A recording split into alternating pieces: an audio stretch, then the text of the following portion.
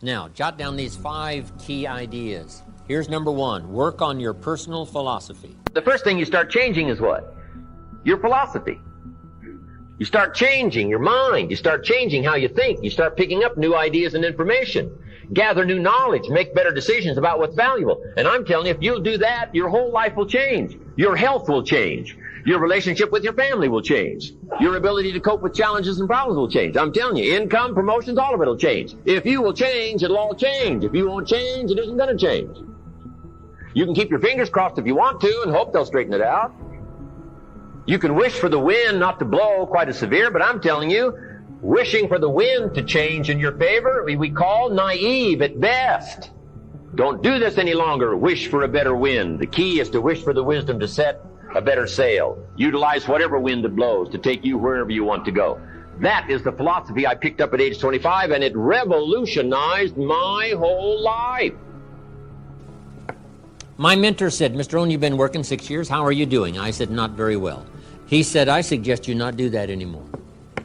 He said, couldn't we go over the last 6 years and find out where your errors in judgment were? And couldn't we correct those and invest that correction in the next 6 years? I said, I guess we could. That's how I went from pennies to fortune. Incredible. Only humans can do this.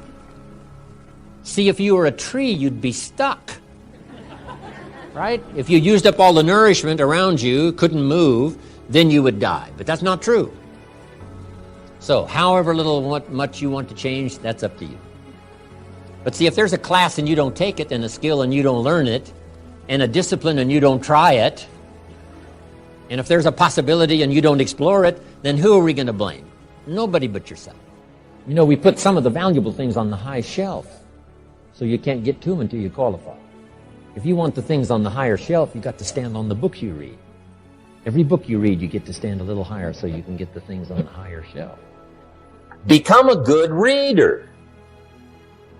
All of the successful people I know and work with around the world, they're all good readers. Curiosity drives them to read. They got to know. They just read.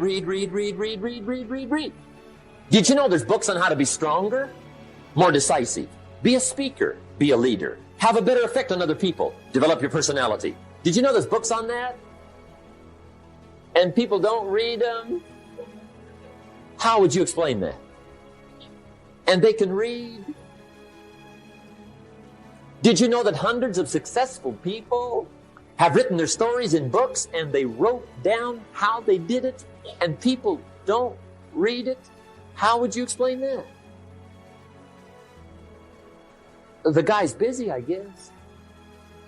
You know, you get tied up. The guy says, well, yeah, you work where I work, but the time you struggle home, it's late. You got to eat a bite of supper, watch a little TV, get to bed. You can't sit up half the night reading. And the guy's behind on his car payment. Good worker, hard worker, sincere. But you got to be better than sincere and work hard. Otherwise, at the end of your life, you'll wind up cold, stony broke. You got to be better than a good worker. You got to be a good reader. Now, you don't have to read or listen to educational cassettes half the night. Although if you're broke, it's a good place to start. But here is all I ask, just 30 minutes a day. That's all. Stretch it to an hour if you can, but at least 30 minutes. Hear or read something challenging, something instructional, at least 30 minutes a day. And here's the next key. Every day. Don't miss. Miss a meal, but not your 30 minutes. Hey, you can get along without some meals, but you can't get along without some ideas, examples, and inspiration. And also remember to properly feed the mind. You must have good balance. Don't just read or listen to the easy stuff. You can't live on mental candy. Mr. Shoaff got me started on my library when I first met him. He said to me, become self-educated. Standard education will get you standard results. Check those numbers and see if that's what you want. And if it isn't, if you want something better than standard, you must become self-educated. Shoaff recommended a couple of books in particular to get me started. Now, I had a Bible, that's 66 books, so that was a pretty good start. But the first book Mr. Shoaff told me to get was the book Think and Grow Rich by Napoleon Hill. If you don't already have it, It's a great one to add to your library. I read it several dozen times. Shoaff said repetition is the mother of skill. And if you could have seen my bank account at the time, you would have known I needed lots of that kind of repetition. Some of the ideas in that book made major changes in my life. As I look back now, the book was worth thousands, and I bought it for pennies. I learned a very valuable lesson. There can be a great deal of difference between cost and value. Before I met Mr. Shoaff, I used to ask, how much does it cost? After I met him, however, I soon learned to ask, how much is it worth? I started basing my life on worth instead of cost, and everything changed. Here's the next one, attitude. Attitude. It is our attitude toward life which will determine life's attitude toward us. Now let's talk about the attitudes of people who are successful.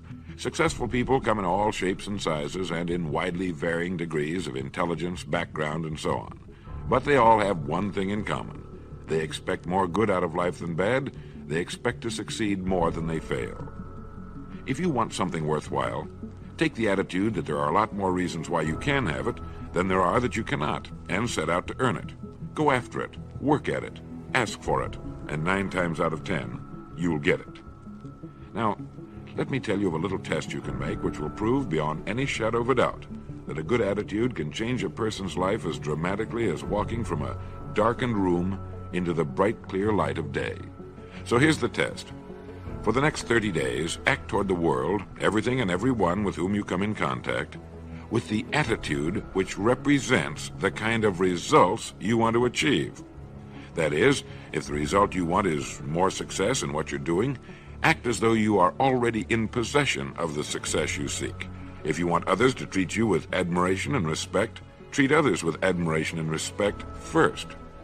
Have you ever stopped to think of this? Every human being on earth is the most important human being on earth as far as he or she is concerned. You may never get anyone to admit it, but it's a fact.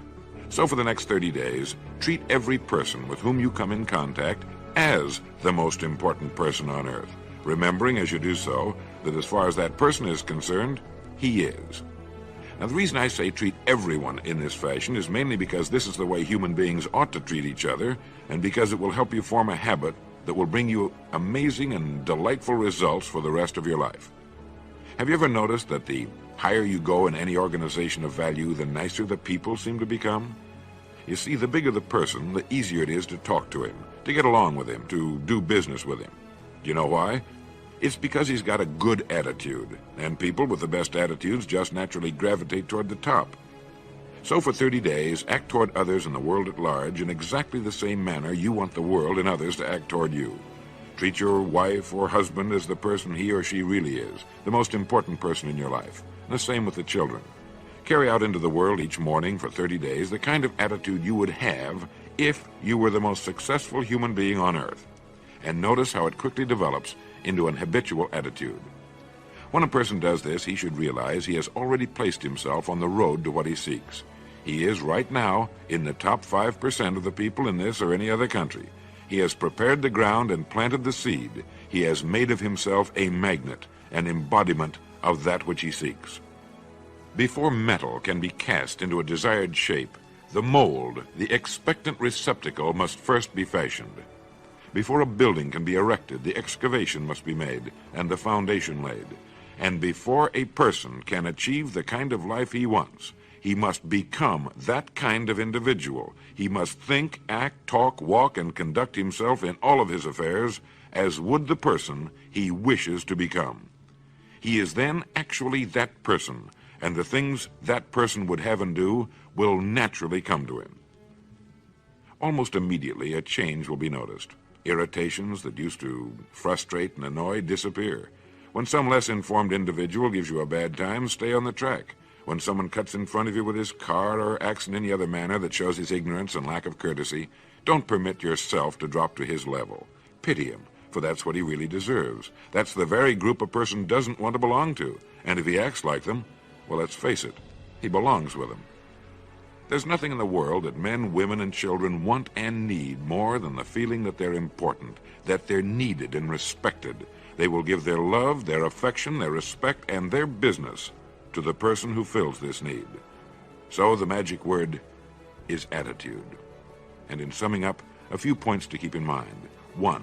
It is our attitude at the beginning of a task which, more than anything else, will affect its successful outcome. 2. It is our attitude toward life which determines life's attitude toward us. 3. We are interdependent. It is impossible to succeed without others, and it is our attitude toward others which will determine their attitude toward us. 4. Before a person can achieve the kind of life he wants, he must become that kind of individual. He must think, act, talk, walk, and conduct himself in all of his affairs as would the person he wishes to become. 5. The higher you go in any organization of value, the better will be the attitudes you'll find. 6. Your mind can hold only one thought at a time, and since there's nothing at all to be gained by being negative, be positive. 7. The deepest craving of human beings is to be needed, to feel important, to be appreciated. Give it to them, and they'll return it to you. 8. Look for the best in new ideas. As someone said, I've never met a person I couldn't learn something from. 9. Don't waste valuable time broadcasting personal problems. It probably won't help you. It cannot help others. 10. Don't talk about your health unless it's good. 11. Radiate the attitude of well-being, of confidence, of a person who knows where he's going. This will inspire those around you, and you'll find good things will begin happening to you. And 12, lastly, for the next 30 days, treat everyone with whom you come in contact as the most important person on earth. If you'll do this for 30 days, you'll do it for the rest of your life. Now here's the third of the 5 ideas, number 3, and it's called lifestyle. Because the essence of life is not a Ferrari or a bank account. It's not $1 million. Here's the essence of life. Learning to live a good life. Don't just learn how to earn, learn how to live. Mr. Shove taught me lifestyle in those early days, starting with small amounts. He said, imagine that you're getting your shoes shined, and the shoe shine boy has done a fabulous job. So you pay him for the shine. Now you consider from the change in your hand what kind of tip to give him. And the question pops into your mind, shall I give him 1 quarter or 2 quarters for my neat shine? Mr. Shove said, if 2 amounts for a tip ever come to your mind, always go for the higher amount. I said, what difference would that make, 1 quarter or 2 quarters? He said, all the difference in the world. If you said, well, I'll just give him 1 quarter, that will affect you for the rest of the day. You will start feeling bad. Sure enough, in the middle of the day, you will look down at your great shoe shine and say, I've got to be cheap. 1 lousy quarter. That will affect you. However, if you go for 2 quarters, Shove said you can't believe the feeling you can buy for another quarter. That's lifestyle. So develop your lifestyle a little more. Your style of seeing, giving, sharing, enjoying. It's not the amount that counts, but the experience of choosing to live with style. I remember saying to Mr. Shove one time, if I had more money, I would be happy. And he gave me some of the better words of wisdom when he said to me, Mr. Rohn, the key to happiness is not more. Happiness is an art to be studied and practiced. He said, more money will only make you more of what you already are. If you're inclined to be unhappy, if you get a lot of money, you will be miserable.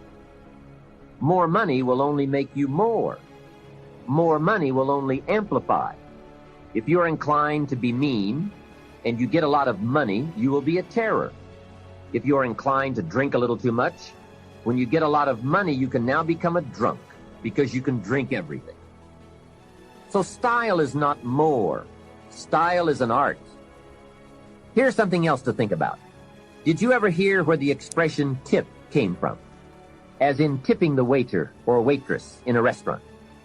Mr. Shove taught me that it began as a symbol for the phrase, to ensure promptness. Now, Shove said, if a tip is to ensure promptness, when should you give it? Answer, up front. See, I didn't know that. I said, no, you have lunch, and if you get good service, you leave a good tip. If you get lousy service, no tip. And he said to me, no, Mr. Rohn. Sophisticated people don't take a chance on good service. They ensure good service by giving the money up front. I said, wow, what a way to live. I had never thought of that. So the next time you have someone special to take to lunch, call the waitress over, arm around the shoulders and say, here's $5. Would you take good care of me and my friend? Shoaff said you won't believe what happens. They do what's known as hover. They hover around your table. Same money, different style. The next one is activity. Now here's an important question. What is your philosophy about activity? What about hard work? What about long hours? What about full days? If you're doing something, how hard should you go at it? How much time should you put in? Everybody has to develop their philosophy about activity. Because your philosophy of activity will affect the rest of your life. Not to think so is naive. I've got a good clue on rest. Make rest a necessity, not an objective. If you rest too long, the weeds take the garden in the summer. So you can't rest too long.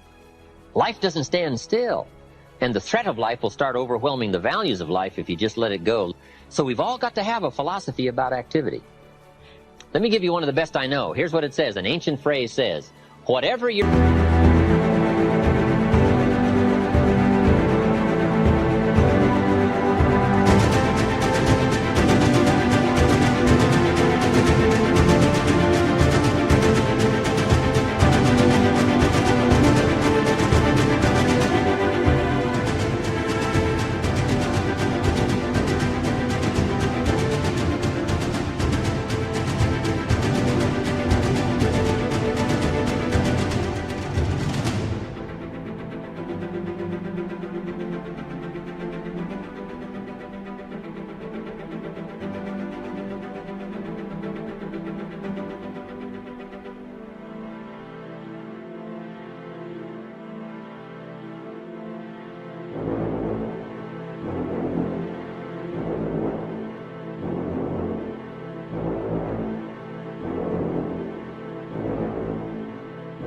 hands find to do it with all your might. That's a philosophy. You say, well, I'm getting by with half my might. Well, okay, but you've got to decide on your own personal philosophy of activity. Now, this philosophy says, do it with all your might. Do you think there's any value or virtue in that?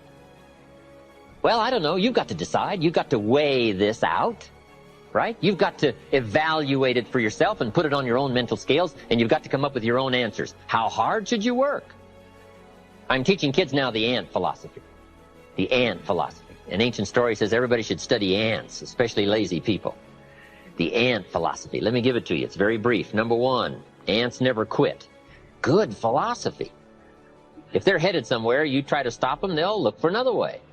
They'll climb over, they'll climb under, they'll climb around. They keep looking for another way. What a neat philosophy. Never quit looking for a way to get where you're supposed to go. Number two, ants think winter all summer. That's an important philosophy. You can't be so naive as to think summer all summer. You say, well, isn't it nice? You can't think nice when it's nice. We will call you naive. In the summer, you got to think storm. You got to think rock. You can't think sand and sun. Number three, ants think summer all winter. That's so important. I'm sure all winter long ants say, this won't last long. We'll soon be out here. What a neat philosophy. What a neat attitude. This won't last long. We'll soon be out of here. First warm day, the ants are out. First warm day, they're out. They can't wait to get out. What a neat philosophy. Can't wait to get at it. We teach in leadership skills. Average people look forward to getting off. Successful people look forward to getting on with it.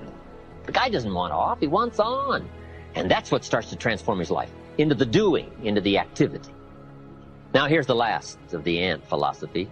How much will an ant gather during the summer to prepare for the winter? Answer, all he possibly can. What an incredible philosophy, the all you possibly can philosophy. A group of psychiatrists invited me to come and lecture in Los Angeles. I never graduated from college, but they wanted to hear my story, so I go talk to the psychiatrists. Then in the middle of my talk, I had the audacity to say, ladies and gentlemen, let me tell you what I think most messes with the mind. They said, what do you think most messes with the mind? I said, I think it is simply doing less than you can messes with the mind. It causes all kinds of psychic damage, I think. Simply being less than you can be, doing less than you could do, trying less than you could try, doing it with less enthusiasm than you could. I think it somehow damages the mind. It damages our self-image. Because here's what I've discovered happens. The minute you turn this around and start extending yourself, it isn't the value you get from extending yourself that's the greatest value. It's how you feel about yourself that's the greatest value. Because, see, it's not what we get that makes us valuable. It's what we become. And part of becoming is to see what all you can become. See what all you can do. See how much you can earn, how much you can share, how much you can start, how far you can reach, how far you can extend your influence. Now, here's number 5. Measure progress. Because if you're going to play the great drama game of life, the key is to keep measuring progress to see how you're doing. How's your health doing? How's your income doing? How are your investments doing? If you're building a house, how is it coming along? What's going on? Measuring progress. That's what we call the name of the game. Here's how we teach it to our children. You must make measurable progress in reasonable time. Now, we must be